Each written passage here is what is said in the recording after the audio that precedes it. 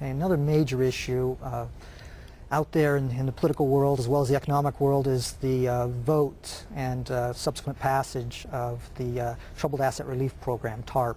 Had you been senator at the time, would you have voted for that program? Well, I would have voted for it.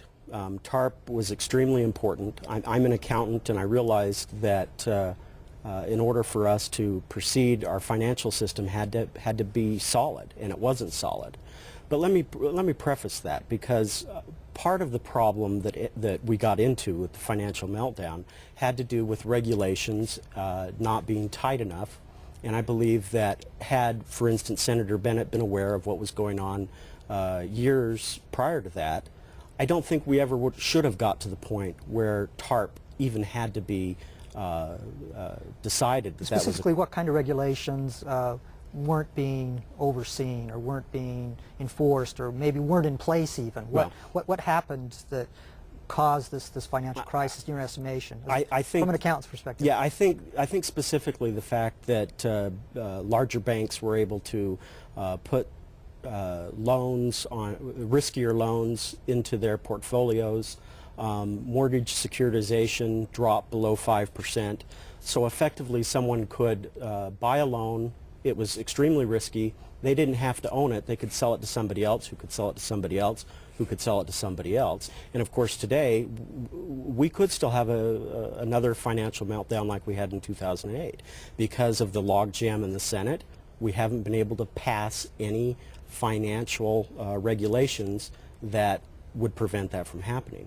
And of course the other thing is too big to fail. Too big to fail has to end. Kind of like what the government did with the phone company, AT&T, years ago. That got so big they had to deregulate that. They broke it up into smaller companies, and that's what I would recommend to the banking system. Well, talking about issues that are large, let's go to healthcare reform. Yes. What specifically would you do with regard to healthcare reform? Would you have voted for the last Senate bill that came out of? Yes, and again, I also would have voted for the House version too. But it's more important. It's my philosophy of what has to happen.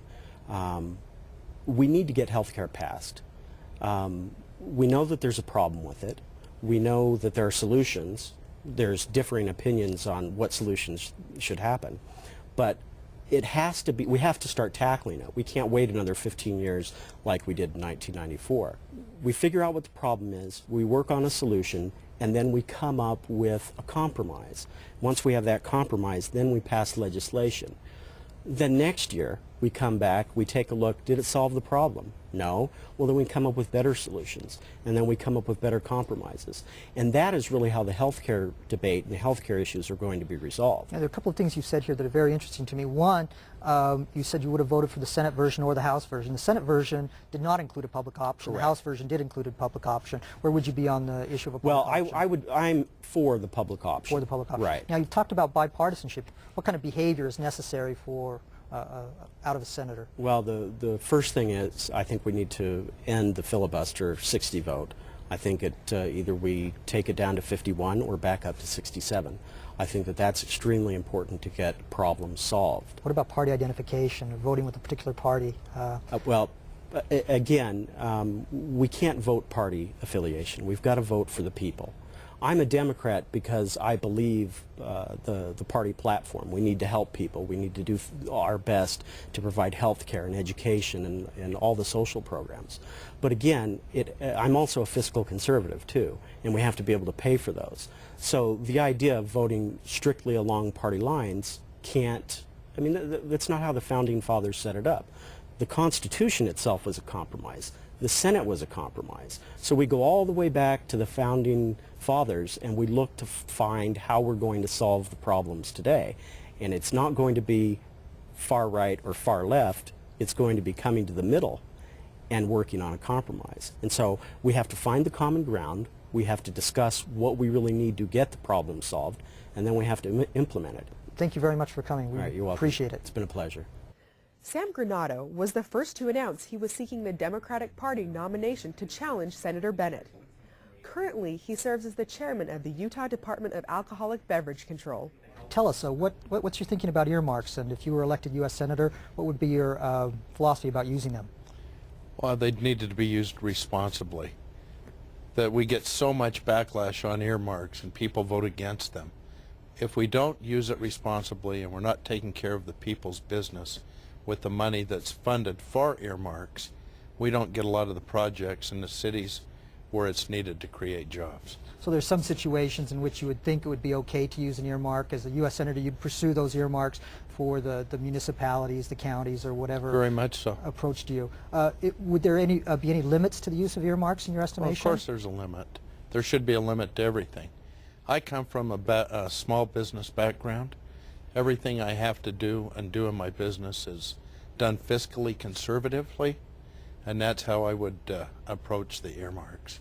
One of the other issues that has been quite prominent in this election cycle is the creation of TARP, the Troubled Asset Relief Program. Had you been a U.S. Senator at that time, would you have voted for the Troubled Asset Relief Program? Knowing what I know about it, yes, I would have voted for it, and I would have probably voted with some more money behind it. I don't believe enough money was given. Another prominent issue in this cycle is the issue of health care reform. What are the principles that would guide your reflection, your actions on health care reform? I have been blessed the last several years to be on the board of Intermountain Health Care. I see where there's some inadequacies, and I see that people need help. We have people expecting to pay for a Volkswagen policy, if you will, and drive away in a Cadillac. There's too much abuse in the system. We need reform, and we need people, especially in this country, such a great, powerful country, that we have 50 million people without insurance.